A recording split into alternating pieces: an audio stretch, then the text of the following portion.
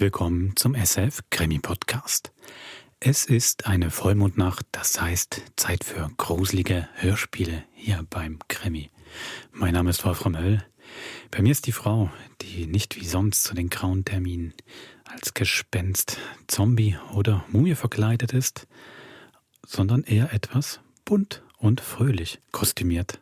Susanne Jansson. Hallo Wolfram. Ja, du siehst mich in grün, lila und gold. Das passt wunderbar. Wir haben heute 2 grauen Folgen und die erste spielt am Mardi Gras. Das ist der Karneval in New Orleans, amerikanischen Südstaaten, der auch jetzt gerade stattfindet. Januar bis Februar ein bisschen verschoben zum europäischen Karneval. Und daher viel von der schwarzen Community gefeiert wird mit viel Musik, viel Verkleidung, Umzügen, allem, was dazugehört. Genau, und Mardi Gras, fetter Dienstag, nochmal einmal vor der Fastenzeit so richtig schön in die Vollen gehen, oder? Ja, genau. Diese Doppelbedeutung wird sehr wichtig bei der heutigen grauen Folge. Viel Vergnügen. Viel Spaß.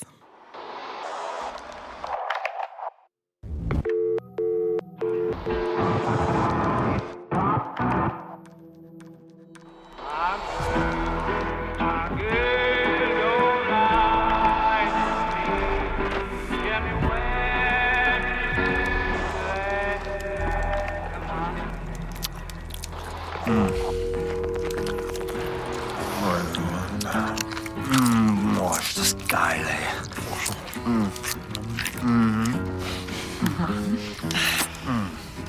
Du hast schon so lange keine Spule vom Grill mehr gehabt.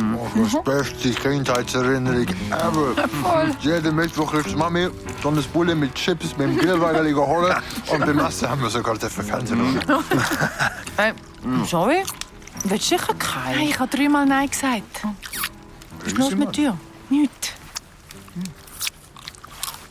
Ich finde es einfach mega grusig, wie ihr alle mit den Händen das Bulli auseinanderreissen und die Finger so abschlecken. Sorry? Wie wilde Tiere. Laut knicken. Darfst du mir Pulle einfach mit der Hand essen? Oh, Und sollen wir das nächste Mal vielleicht Silberbesteck und Servietten mitnehmen, oder was? Jetzt hört endlich mal auf. Ihr grusigen Fresssäcke. Okay. Oh, bah. Wird halt gut. Nein, sorry, aber ich finde es wirklich schlimm, wenn die Leute grusig essen. Habe ich euch noch nie vom Mardi Gras erzählt? Nein. Was ist Mardi Gras? Das ist die Fasnacht der Südstaaten. Ah. Vor allem in New Orleans ist ein riesiges Happening. Ja, und was ist dir am Mardi Gras passiert, Zoe? Hey, mit 16 bin ich ja als Willi in Amerika an der Highschool. Ja. Okay. Und dort hatte ich eine in der Klasse, Charlie Allen. Charlie. Blond, Okay. schlank und so blauäugig. Ihre Familie war mega reich und sie hat immer so Markenkleider an. Tönt ja heiß. schrecklich. Voll die Highschool Queen haben. Ihre Eltern waren irgendwie so Philanthropen. Also weißt, jedes Jahr hat die Familie Allen zu Mardi Gras jemanden aus unserer Highschool eingeladen, der aus einer armen Familie gekommen ist. Okay. Und die haben dann nach New Orleans und dann dort zu einem Festmahl und so. In einem Jahr hat Patricia mitgehen, mit der war ich damals befreundet. Und ich auch. Du? Aber deine Familie ist doch gar nicht arm. Patricia wollte, dass ich mitkomme, weil sie hat Allen ein bisschen komisch gefunden. Warum das? Ja, sie haben immer nur Afroamerikaner eingeladen, so wie Patricia.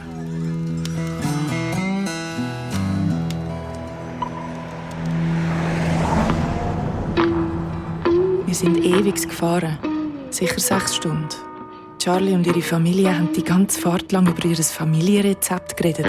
So einen Fleischbraten mit Füllung und Kräutermarinade. Es war ultra strange. Irgendwann haben sie dann das Auto vor so einem mega grossen, weißen Herrenhaus parkiert.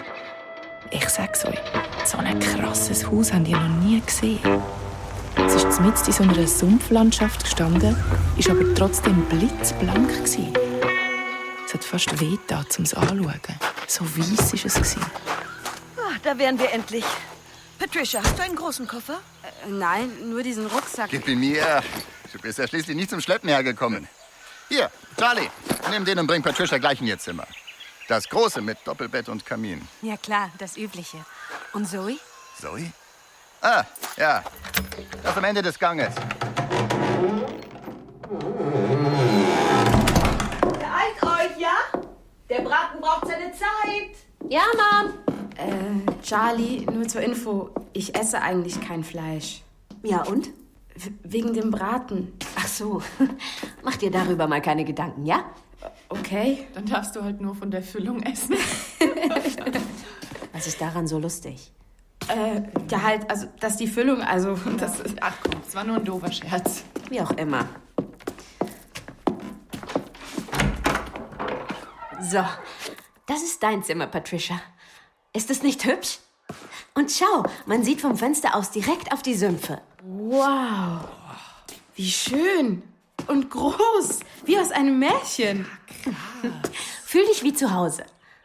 Also, Zoe, jetzt zeige ich dir noch dein Zimmer. There you go.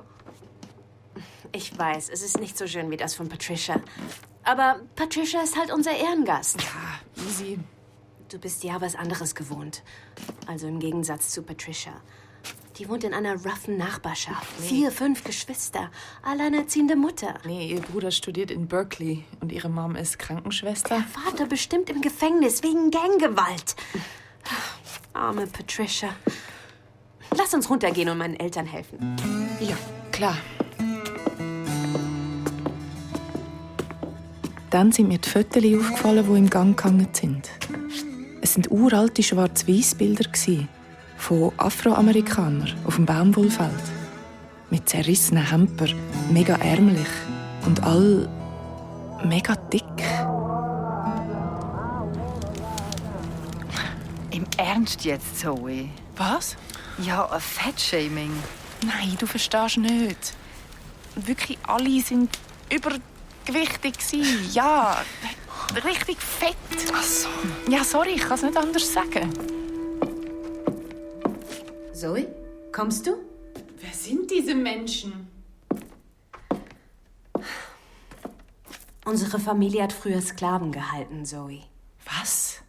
Und warum sind die alle so, dick? Wir haben schon geschaut, dass es ihnen gut geht. Gut geht? Das waren doch Sklaven. Denen kann es doch nicht gut gegangen sein. Wir haben die Bilder hängen lassen, um an unsere schlimme Vergangenheit zu erinnern. Wir stehen zu den Fehlern unserer Vorfahren und versuchen es besser zu machen. Deshalb auch die Gäste an Mardi Gras. Aber jetzt komm. Mom wird beim Essen bestimmt noch mehr erzählen. Komm! Also, hier. Gumbo, Gravy, Jambalaya. Was fehlt denn noch? Oh, Honey! Wo ist der Champagner? Im Kühlschrank. Magst du ihn rasch holen? Und noch mehr Holz? Das hier wird nicht reichen. Ist schließlich ein Prachtexemplar, der Braten dieses Jahr. Und wie? Bin gleich zurück, Schatz. Gut, dass ihr beiden schon da seid. Ihr könnt mir mit dem Tisch helfen, der steht nicht gerade. Oh Gott. Noch ein wenig zu mir? Ja, so ist gut. Alles muss perfekt sein für Patricia. Ja, wo ist denn Patricia eigentlich? Oh, die nimmt ein Kräuterbad. Ein Kräuterbad. Das ist bei uns Tradition. Aha. Der Ehrengast nimmt ein Bad mit Majoran, Rosmarin, Salz und Pfeffer und bekommt dann richtig viel zu essen. Salz und Pfeffer? Wenn man vom Teufel spricht. Und, bist du gut mariniert? Ja, danke. Hey, du hast noch überall Kräuter. Warte, ich mach sie dir weg. Lass sie. Die Kräuter sind Tradition. Wir machen das seit über 200 Jahren so. Honey, der Champagner. Kommt sofort, Darling. Zuerst machen wir uns noch ein schönes Feuer im Kamin. Ja, aber beeil dich. Der Braten füllt sich nicht von alleine. Setzt euch doch schon mal hin.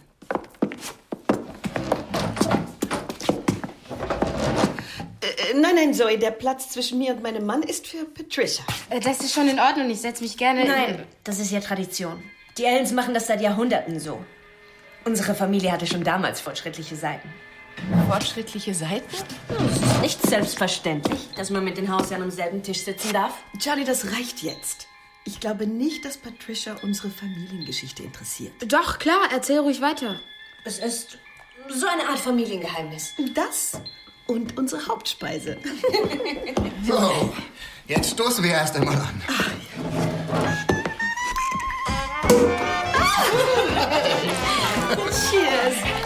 auf ein deliziöses Mardi Gras.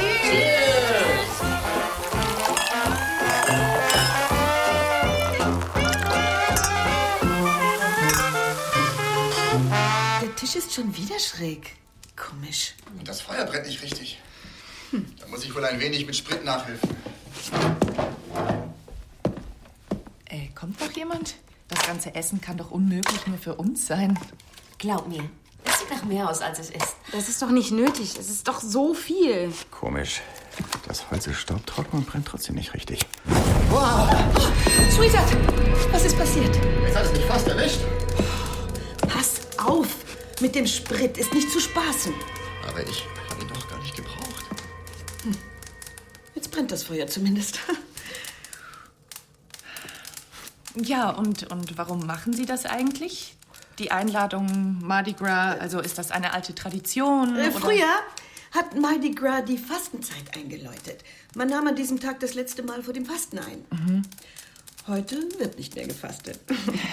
Aber es ist auch eine Erinnerung an all die Menschen, die nicht viel haben. Menschen wie Patricia. Es können nicht alle so ein privilegiertes Leben führen wie du, Zoe. Nein, das meinte ich gar nicht. Ich wollte einfach nur fragen, warum... Honey, möchtest du das Tischgebet sprechen? Natürlich.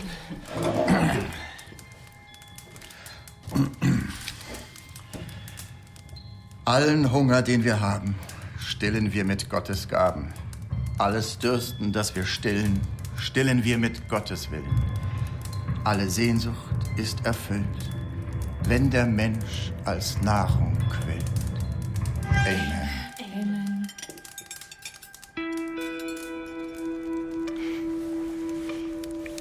Wenn der Mensch als Nahrung... hä? Der Christus ist mir echt ein Rätsel. Hey, aber eigentlich heisst es doch, wenn Gott selbst als Nahrung quillt.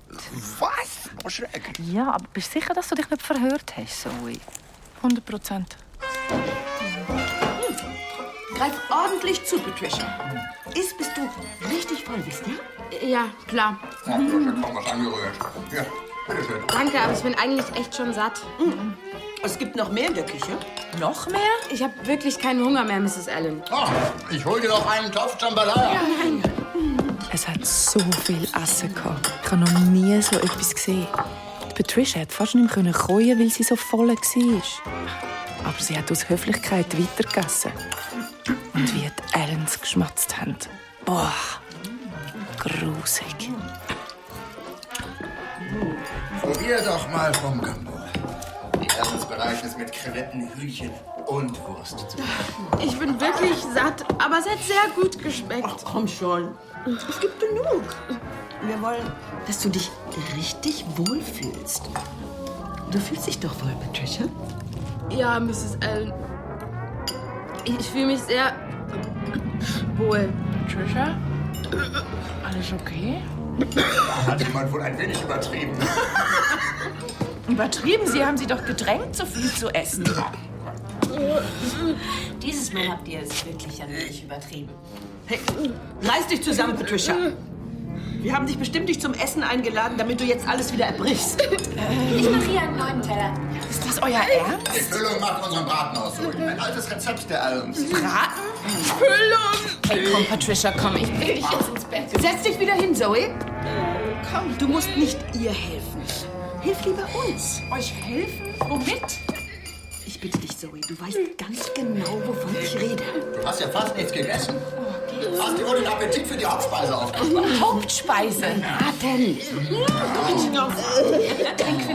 Dad! Sie muss jetzt noch einen Teller essen. Der Braten muss gestopft werden. Und dann geht er ab in den Ofen. Du bist doch auch ein saftiges Stück von dem Schenkel, Zoe, gibst du? Ihr wollt uns doch nicht etwa... Euch? Bestimmt nicht. Keine Sorge. Du bist eine von uns. Weiß. Und sowieso viel zu dünn.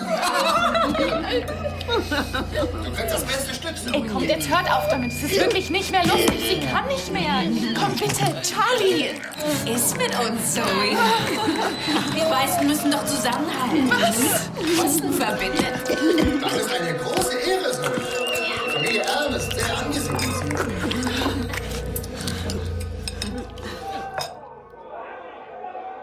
das denn? Ein Mob. In unserem Garten. Was? Du hast recht. Was machst du? Du gehst ja doch jetzt nicht alleine raus. Ich gehe nicht ganz alleine. Die Schrotflinte kommt mit. Was ist denn schon wieder mit diesem verdammten Feuer los? Beruhige dich. Das brennt nicht. Das kriegen wir schon hin. Wer hat das gelernt? Eines nach dem anderen. Der Mr. Allen ist an die Tür schauen. Hallo? Hallo? Aber dort war niemand. Das kann ja nicht. Hallo? Die Mrs. Allen ist ihm nachgegangen an die Tür. Mit wem redest du denn? Da ist ja gar niemand. Und ich habe die Chance zum Abhauen genutzt. Patricia, wir müssen weg hier. Ja, jetzt. Und dann hat das Haus plötzlich lichterloh angefangen zu brennen. Patricia und ich sind in die Küche durch den Hintereingang gerannt. Da! Die Tür steht offen! Ja! Und als wir draussen waren, ist die Tür von allein zugegangen. Wie ist das passiert? Wer war das? Ich weiß nicht. Die Allens sind noch im Haus und haben versucht, die Tür aufzumachen. Wir können sie da drin nicht sterben lassen. Aber die Tür ist einfach nicht mehr aufgegangen. Das geht nicht. Oh mein Gott. Schau mal. Oder sehe nur ich das? Nein, ich sehe sie auch. Die Sklaven von diesen Fötterchen. Ein paar davon haben die Tür zugehabt, damit Allens nicht rauskommen. Aber sie sind verkleidet. Ja, sie feiern Mardi Gras.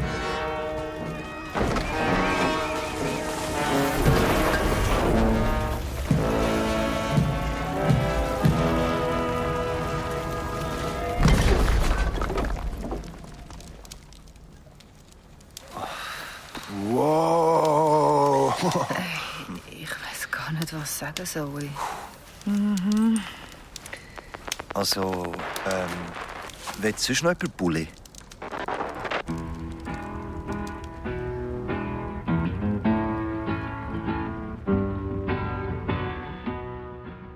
Das war die 32. Folge von Grauen, Mardi Gras von Nora Osagiobare. Susanne, Folge hat bei mir so einen Softspot. Welcher ist das? Naja, also mir gefällt schon das Setting, das Nora Osagiobare hier verhandelt, also der Rassismus in den amerikanischen Südstaaten, der weit lebt. Nein, also der Rassismus natürlich nicht, aber das aufzugreifen. Wir haben ja mit Zoe die Figur, die immer wieder nach Amerika schauen kann. Ich finde das schon mal spannend, das in so einer kurzer Zeit trotzdem bei uns auch mal zu bringen. Gefällt das eben auch, dass es hinter diesem wohlmeinenden, dieser weißen Hausbesitzer da, die tun ja so gut und machen für Community und so weiter, dass das quasi dann pervertiert und umgedreht wird, dass da vielleicht dahinter immer noch Rassismus steckt und dann halt noch so eine blutige Geschichte. Wieder gerade die Doppelbeutung mit dem Fett, finde ich halt schon noch spannend. Nein, und vor allem auch die mit der Musik in der Umsetzung, die hat der Martin Betzler gemacht, Regie und Musik. Ich mag halt so Delta Blues mag ich sehr, den frühen Blues, aber auch eben die Karnevalsmusik, die da von diesen Big Bands gemacht wird. Auch dann wirklich dieses Schlussbild, was eigentlich eher doch schlimm ist, dass dann ein Haus brennt, aber Geister halten es zu und irgendwie sind sie dann doch wieder fröhlich. Und mit der Musik finde ich ein tolles Schlussbild. Du bist ja jetzt ein paar Jahre jünger als ich. Hast du Fackeln im Sturm trotzdem noch geschaut? Nein. Das sagt dir gar nichts, okay. Das ist so eine große Südstaaten-Saga, die dann im Bürgerkrieg hauptsächlich spielt und genau auf der einen Seite immer so eine Südstaatenwelt sehr brutal zeichnet und dagegen so den industriellen Norden, so politische Verflechtung. Da taucht man auch in diese weißen Häuser vor allen Dingen ein. Ne? Und weiß meine ich jetzt wirklich, vor allen Dingen von der Fassade, wenn du auf diese Portale schaust, auf die Säulen und sowas, wie sie sich meistens vor dem Grün erheben. Was ich da noch empfehlen könnte, wäre, ich hoffe, ich spreche es richtig aus, Greg Iles. Das ist ein amerikanischer Autor und der schreibt so Krimi-Thriller und die spielen alle in den Südstaaten und haben meistens auch immer einen Faden in die amerikanische Vergangenheit, in die Zeit auch der Sklaverei und man erfährt ziemlich viel, wie sich das über die Jahrzehnte, Jahrhunderte weitergesponnen hat, weil du gerade gesagt hast, was immer noch Thema ist. Genau das ist es nämlich. Ja, Greg Iles, wer möchte. wer Thriller mag. Also da muss man, ja, da habe ich nicht so viel Figurenpsychologie erwarten. Aber für die Geschichte und für das Setting ist toll. Und natürlich als Film Get Out, Jordan Peele. Den kenne ich nicht. Ah, das ist eine ganz große Empfehlung. Okay. Horror, aber mit einem starken politischen Gehalt und sehr unterhaltsam. Okay, aufgenommen. Wir schreiten gerade weiter voran bei Grauen. Zur Folge 33. Ganz andere Welt, ganz anderes Thema. Smart Baby heißt die. Auch von Martin Betzola inszeniert, weil da gibt es eine Szene, eben weil du sagst, Komposition und Regie in einer Hand, gibt es eine Szene, die werdet ihr sofort erkennen, das ist wie geleckt. Das ist großartig. Und es geht um das, was junge Eltern so durchleben. Das und ich würde sagen, was vor allen Dingen junge Väter sich so vorstellen. Ah ja, okay. Ja, können wir nachher noch drüber sprechen. Ja, lass uns mal. Also viel Vergnügen bei Smart Baby. Viel Spaß.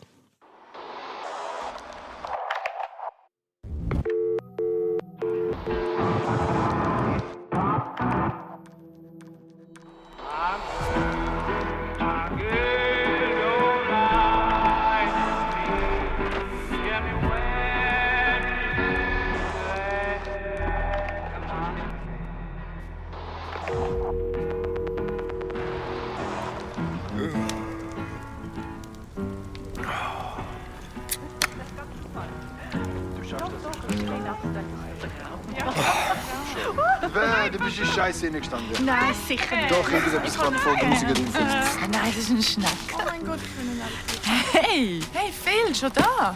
4 Bier leer. Respekt, Phil. Ist alles okay bei dir? Phil? Ich habe ein bisschen schlecht geschlafen. Einfach ein bisschen Zeit für mich wollen. Hast du Stress daheim? Nein. Hey, aber ist doch ganz normal mit einem neuen Baby. Das wird Und wir haben keinen Stress. Hey. Okay, wir streiten schon recht viel. Aber das ist nur, weil wir so hure müde sind. Ich meine, die Lili ist mega herzig. Auf die kann man wirklich nicht hässig sein, aber sie pennt halt einfach nicht. Hey Phil, das fällt mir jetzt gerade ein. Meine Freundin, die hat so eine super App für ihr Baby. Doch die schwärmt mega davon. Und seit sie diese App braucht, schläft ihr Sohn einfach durch. Wie heisst das schon wieder? Baby, super Hey, nein, Baby. hör mir auf mit Warte, dem. Mensch. Ich will nichts davon hören. Keine App, nie mehr. Was? Ich habe gemeint, das ganze Haus ist veräppt. Ja. Nicht? Du erzählst doch immer von deinem perfekten Smart Home. Automatische Rollos, der Kühlschrank weiß, was drin ist und so ein Scheiß. Nicht mehr. Nicht mehr. Also, du hast kein Smart Home mehr. Du, ich glaube im Fall, die App wäre wirklich genau das Richtige. Nein, keine App, kein Smart Home. Okay, sorry. Ist ja gut. Ja, Entschuldigung, sorry. Aber wir sind wirklich, wir sind wirklich fix und fertig gewesen. Psst. Ist alles gut, Lili. Hey, ist alles gut. Hey, komm, ich probiere noch mal zu ihr Bettchen zu tun. Okay, da. Pass auf. Smart Home, bitte Rollos runter im Kinderzimmer.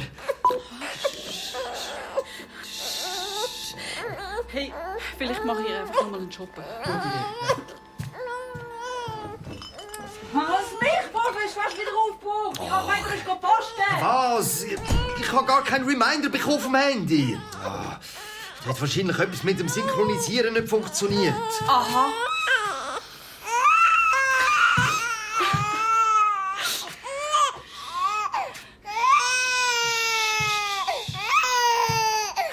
Oh, ich kann nicht mehr.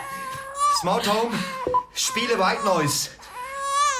Oh, das bringt doch nichts, du mit deinem blöden Technikmist immer. Smart Home, Brown Noise. Smart Home, Whale Sounds. Smart Home, halt die Fresse! Schlaf, Lili, schlaf. Der Vater hütet Schaf. Die Mutter schüttelt das Bäumeli, da fallen viele Träumeli. Schlaf, Lili, schlaf. Schlaf, Lili, schlaf. Schlaf endlich! Ich kann auch nicht mehr. Ich auch nicht! Hey, warte mal. Ich habe letztens etwas gesehen. Eine Werbung für so eine App. Wirklich jetzt, Phil, das ist deine Lösung. Ja, da! Schau mal! Smart Baby. Smart Baby kümmert sich, wenn ihr nicht mehr könnt. Mit Smart Baby schläft und spielt dein Baby sicher, altersgerecht und überwacht. Smart Baby, die App, die Babys lieben. Die App, die Babys lieben so einen Scheiß. Probemonat. All-Inclusive-Paket. Mach ich, nimm ich, gekauft. Jetzt wird alles wieder gut. Smart Baby. Ja. Genau, das ist die App. Hey, die Freundin von mir ist wirklich mega begeistert. Ja, es hat super getönt. Ein System aus Kamera, Bettli, Wippi, integriertem Sauerstoffmesssocken, Pulssensor, Atemüberwachung, Fläschchenwärmer, Sounds, vibrierende Matratze, Vollprogramm. Und das Beste, alles verknüpft mit dem Smart Home. Aber hey, die totale Überwachung und Kontrolle, das ist doch auch ein creepy. Ja, die Melanie war jetzt auch nicht so begeistert. Schau, ein glückliches Baby. Und jetzt soll sie den ganzen Tag in dieser Wippe liegen? Ja, solange sie zufrieden ist. Vielleicht schläft sie ja sogar ein. Und wenn die Windel zu voll ist, dann kommen wir einen Alarm über. Das ist super, Melle. Endlich haben wir die Lösung. Und man sieht ja, ob es ihr gut geht. Siehst du auf dem Handy ihre Werte? 98% Sauerstoffsättigung. Und ihr Puls, das ist ein super Puls.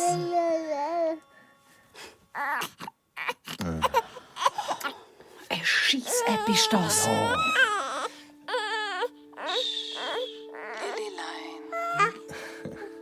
Der Mond ist aufgegangen. Die goldenen Sternlein prallen. Am Himmel hell und klar.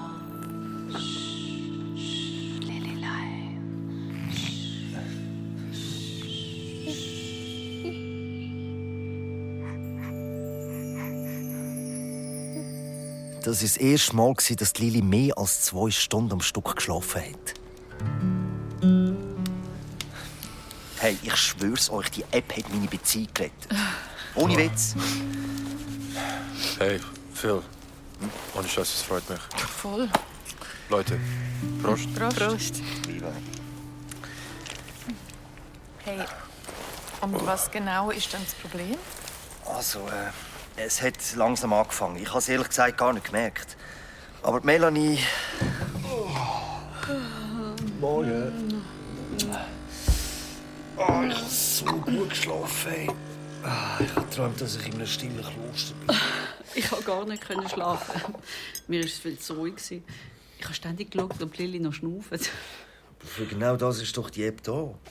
Ich vertraue lieber meinen eigenen Augen als an einer App. Achtung! Lilly hat eine volle Windel. Sie schläft unruhig. Sie wird in Kürze aufwachen. Haben wir noch Zeit für einen Kaffee, Smart Baby? Aber natürlich. Ich gehe mal zu der Lili schauen. Noch schläft sie. Mach dir keine Sorgen, Mel. Wieso weißt du, wie ich heiße? Phil Ich hat habe unsere unseren Namen in der App gespeichert. Natürlich. Ja, Schätzeli. Ja, ich gebe dir gerade den Shoppen. Der Shoppen steht schon bereit und hat optimale Trinktemperatur. Okay, danke. Sehr gerne. Ich freue mich, wenn ich euch helfen kann. Smart Baby weiß, was gut für Babys ist. Was ist das? Ist die Lili angebunden? Hey, was ist das für ein Es ist Scheiß? lediglich eine leichte Sicherungsfixierung. Nur eine Vorsichtsmaßnahme. Hey, willst du mich verarschen? Das machst du nie mehr, klar. 92% der Eltern haben gute Erfahrungen damit gemacht, dass ihr Baby fixiert wurde. Die Gefahr, dass sich das Baby im Schlaf unbemerkt auf den Was Bauch 92% der Eltern finden, ist mir scheißegal. Lili ist mein Kind und ich will nicht, dass ihr das Bett abgebunden wird. Ist das klar? Was ist los? Die App hat uns das Kind abgebunden. Was? Lediglich eine Vorsichtsmaßnahme. 94% aller Eltern Aha, finden... vorher waren es gerade noch 92% gewesen. Ich bin sie jetzt los. Start! Hey, Melle, Achtung, du wächst ihn um. Die App spielt doch. Hey, look, wie wäre das? Gang doch du jetzt ins Yoga. Ins Yoga? Ja. Die Lili schläft ja noch. Und wenn sie aufwacht, dann tue ich sie wickeln und gebe ihr den Shoppen. Schau, du bist schon mega lange nicht mehr im Yoga gewesen. Du hast doch gerade gestern gesagt, dass es dir so fehlt. Ja, stimmt. Das tut dir sicher gut. Ja, okay, vielleicht hast du recht. Danke.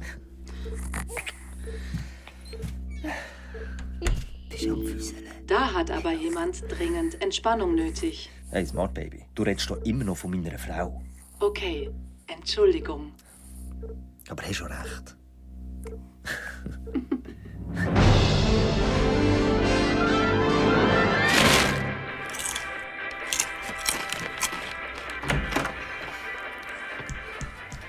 Und, wie war es? Hey, so gut. Das ist genau das, was ich gebraucht habe. Wollen wir einen Film schauen? Ich habe gerade einen geschaut, aber wäre es okay, wenn ich mit den Jungs noch kurz eins ziehen würde? Ah ja, okay. Oh, sie wacht auf. Smart Baby, bitte... Hey, wie bediene ich die doofe App? Das ist ganz einfach. Schau. Smart Baby, Temperatur im Kinderzimmer bitte 1 Grad höher. Wippe starten. Okay. Wieder eingeschlafen. Siehst du? Voll easy. Also, ich hau's dir mal, okay? Ja, viel Spaß. Merci. Dank Smart Baby konnte ich endlich wieder aus dem Haus können. Aber auch die Melen und ich haben wieder Sachen zusammen gemacht. Film schauen, im Garten hocken, Wein trinken. Die Lili war wieder mal friedlich am Pfusen und wir haben gerade einen Film geschaut. Ja, und weil wir gerade schon auf dem Sofa waren und der Noah im Klassenlager, haben wir dann auch endlich wieder mal...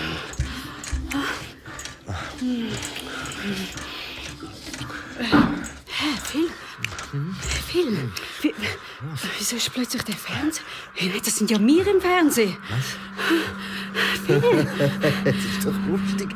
Jetzt haben wir unsere eigene Porno. Hey, ich finde das überhaupt nicht lustig. Wer filmt das? Ist das die App? Nein, Das ist die App! Was macht die mit diesen Aufnahmen, wenn die aufs Internet tut? Beruhig dich mal, aber das wird niemand zum Verklagen. Phil! Jetzt sind da die Fotos von den Lilis. Das ist sicher nur Ich wollte euch nur zeigen, dass es eurem kleinen Engel gut geht. Hey, nein, jetzt habe ich genug. Ich gehe jetzt zu der Lili und mit der App ist Schluss! Smart Baby ausschalten! Verstanden. Ausschalten. Hey, ich will ab sofort nur noch im Dunkeln sitzen. Komm, jetzt übertreibst du aber ein Hey, bisschen. die fucking App übertreibt! Das ist nicht meine. Ich habe die doch für uns. Hör auf, Hauptsache du hast immer den neuesten Technik-Scheiß. Ja, wirklich. Ich habe kein zweites Kind wollen. Entschuldigung? Ja? Hast du noch eins wollen? Ich habe gemeint, du nimmst Pillen. Ja, und was nimmst du? Ich habe mich immerhin um die App gekümmert. Um eine Lösung. Hey, das glaube ich jetzt nicht. Weißt du was, ich will dich nicht mehr sehen. Ich nehme jetzt ein Bad. Smart Home, lass Wasser rein, 35 Grad. Melanie. Und Entspannungsmusik dazu, bitte. Hey Mel, komm, können wir nicht einfach... Ich nehme jetzt ein Bad. Der Mond ist aufgegangen. Die goldenen Sternlein prangen. Am Himmel hell und klar.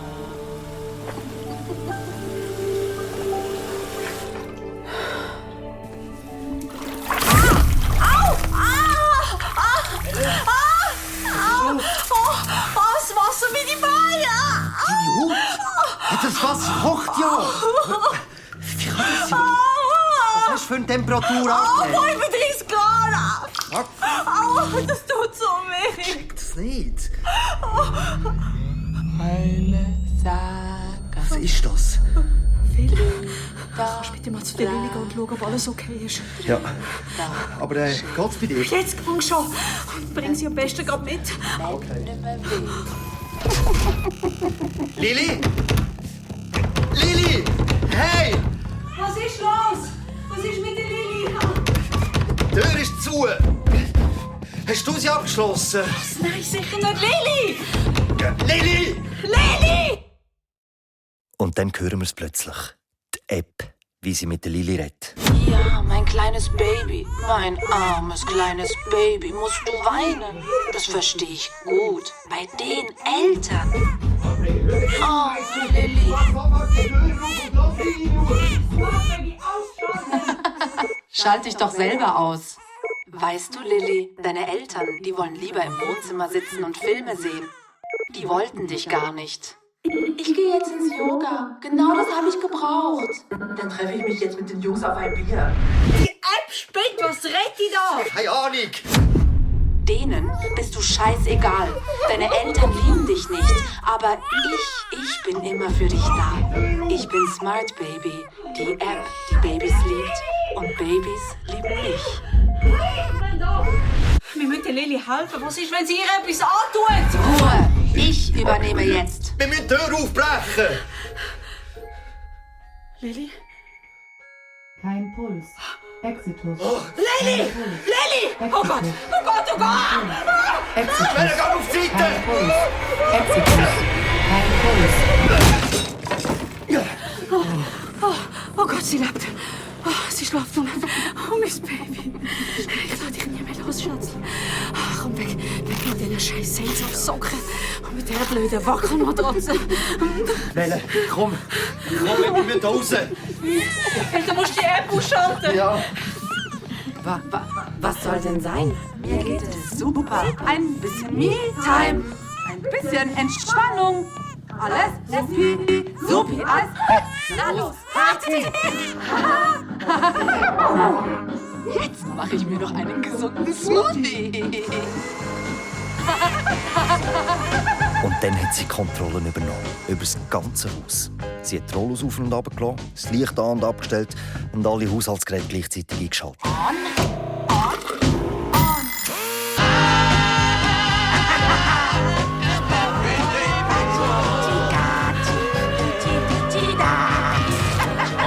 Das Telefon geht nicht mehr.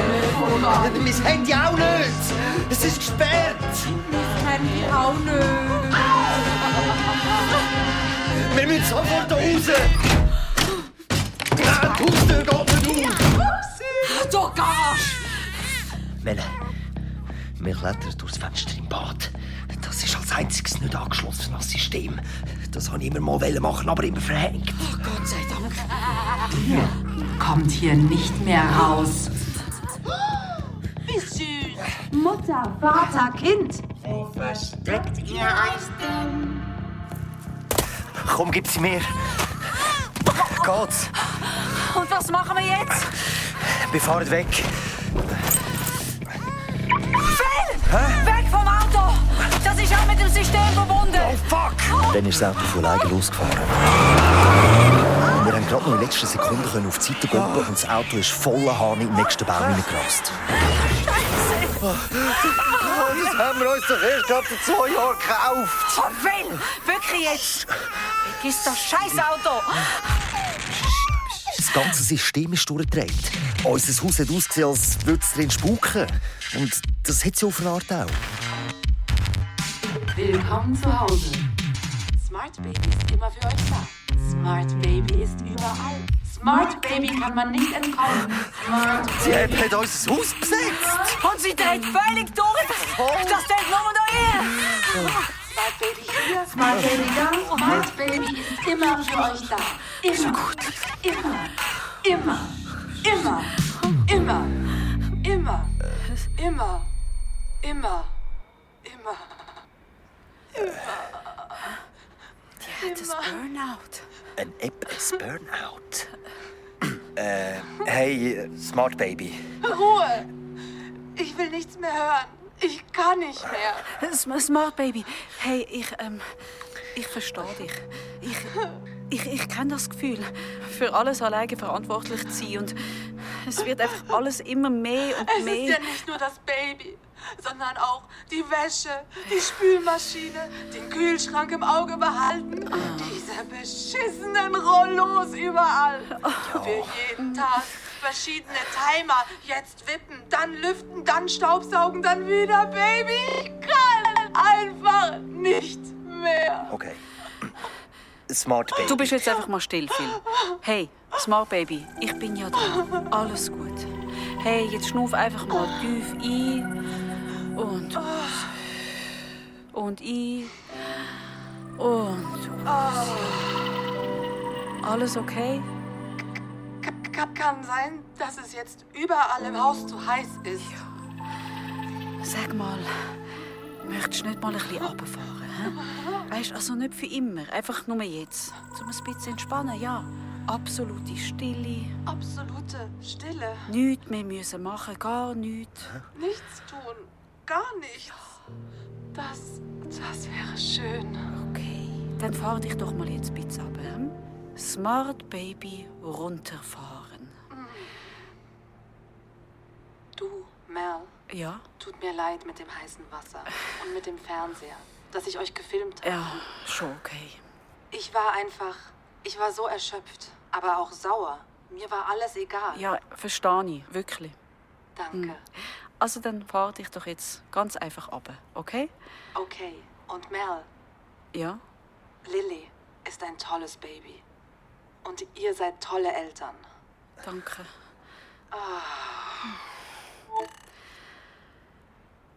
Ja, wo ist denn die Lili? Oh, da ist die Lili.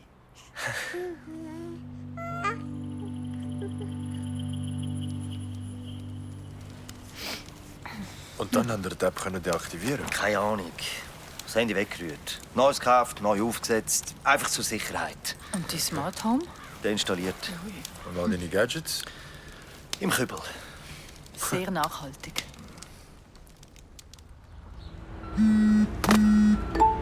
Hallo, ich bin Smart Baby. Die App, die Babys lieben. Hast du etwas gesagt, Rocco? Nein. Der Motor ist so laut. Ich habe nichts gesagt. Ist das der einzige Content? Ja. Jetzt sind gerade 12 Uhr. Gehen wir in die Flora?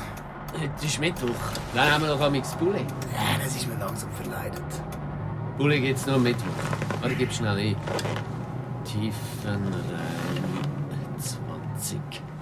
Tiefenrhein 20. In 200 Metern links abbiegen. In die Rottinger Straße. Dann rechts abbiegen.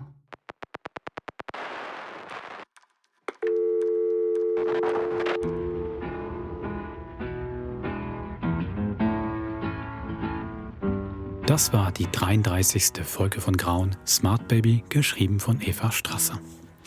Wolfram, lass uns doch mal bitte einmal die KI noch ein bisschen hintanstellen und einmal über Phil sprechen. Ich habe mich ja oft jetzt geoutet als Phil-Liebhaberin. In der Folge ganz viele Minuspunkte. Ist auch ein bisschen, da merkt man wieder, welche Macht Autoren und Autorinnen über Figuren haben, weil Eva Strasser zeichnet ihn hier ganz schön grob. Also ich finde diese ganze gestresste Szene mit dem Baby finde ich toll, aber dann nachher im Streit zu sagen, ja, ich wollte gar kein zweites Kind, das ist schon, da hat er vielleicht auch, der Aaron Hitz, als das gespielt hat, vielleicht auch ein bisschen diskutiert, muss ich Martin mal fragen bei den Aufnahmen. Nein, der ist ja Profi, der spielt das dann schon, aber mir wäre es ein bisschen quer gewesen als Phil. Naja, es sind dann natürlich trotzdem keine stündigen oder 3-stündigen Hörspiele, das ist doch eine kurze Form. Und da muss manchmal ein Strich gesetzt werden. Ich wollte es ja nicht ansprechen, aber dann, Herr Produzent, der Strich geht ja weiter, weil das Baby Lily habt ihr dann einmal, und das finde ich fast das Brutalste an der Folge für den ganzen weiteren grauen Verlauf. Es wird einfach nie wieder drüber gesprochen.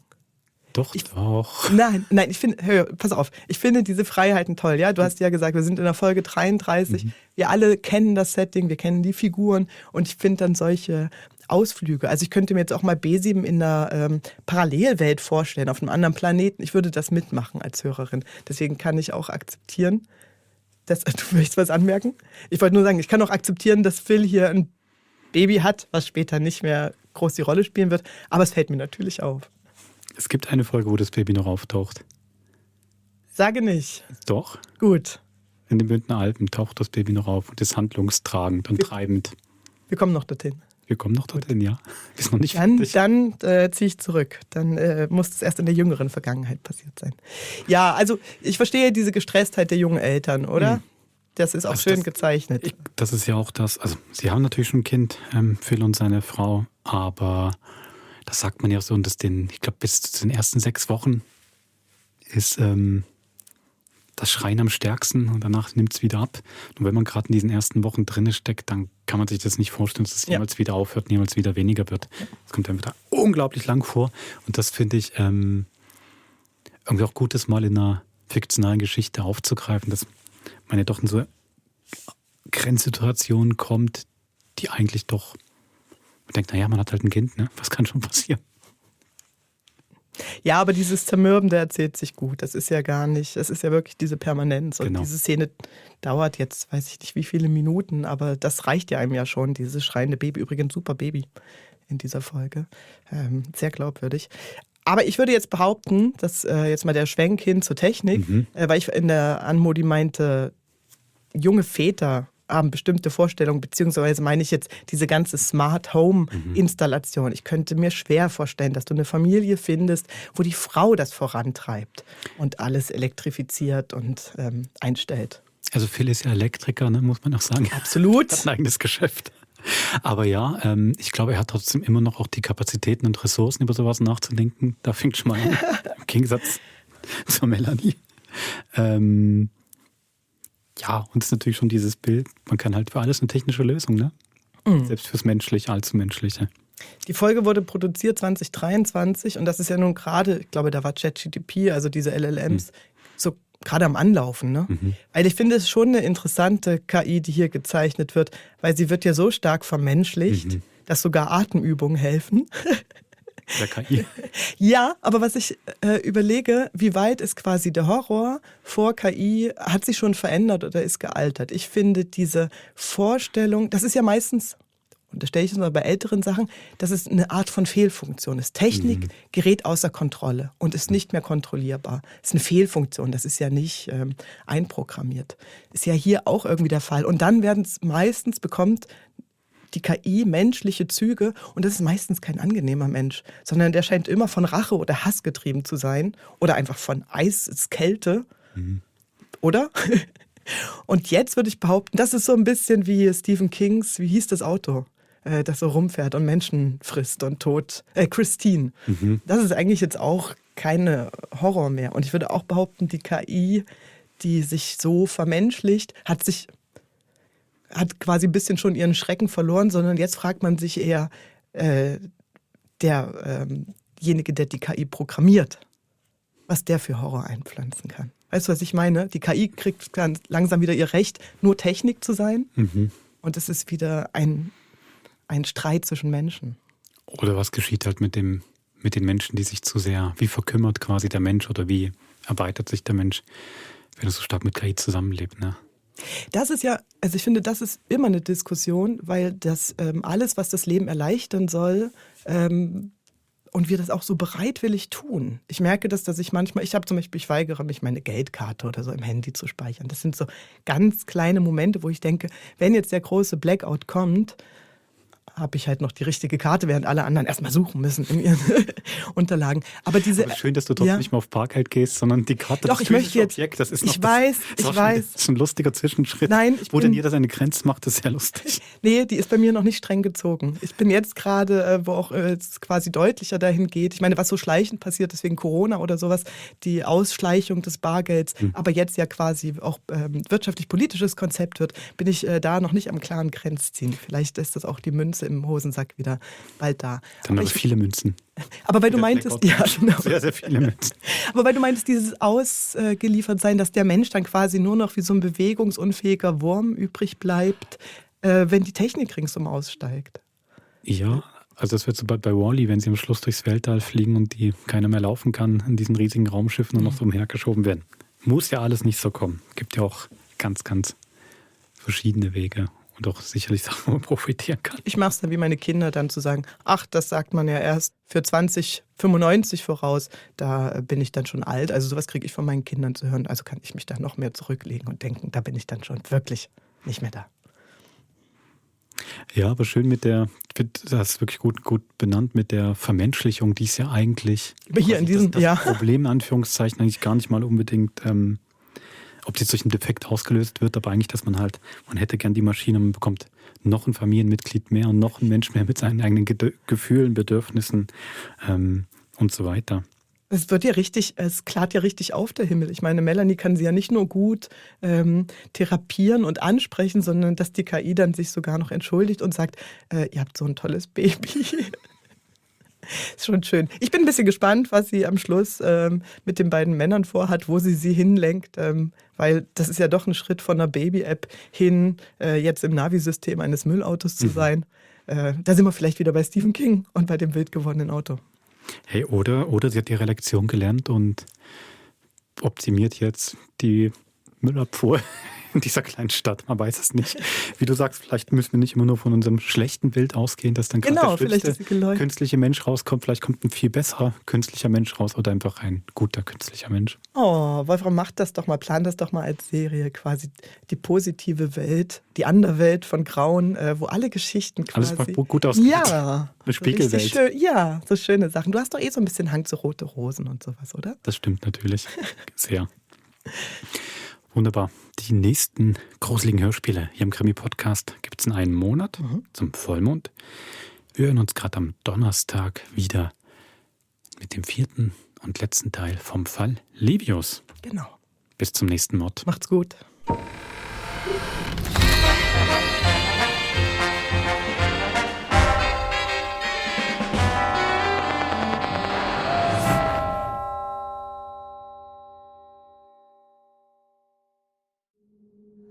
Das war ein Podcast von SRF.